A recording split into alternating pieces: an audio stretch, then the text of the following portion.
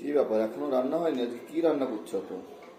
আরে এই যে সেই বাড়ি থেকে কচুর শাকটা নিয়ে এসেছিলাম না কলকাতা থেকে আসার সময়, সেই কচুর শাকটাই বানাচ্ছি।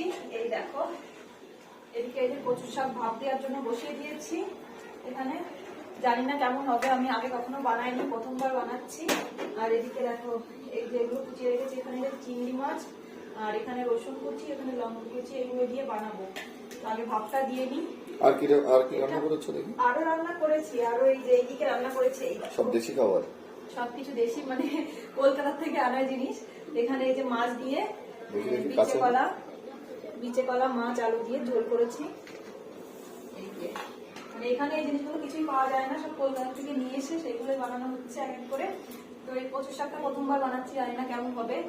আর কাটার সময় ভাত চুলকাচ্ছিল, খাওয়ার সময় জানি না কেমন তাহলে তেঁতুল রেডি রেখে দেখা যাক কখন হয়।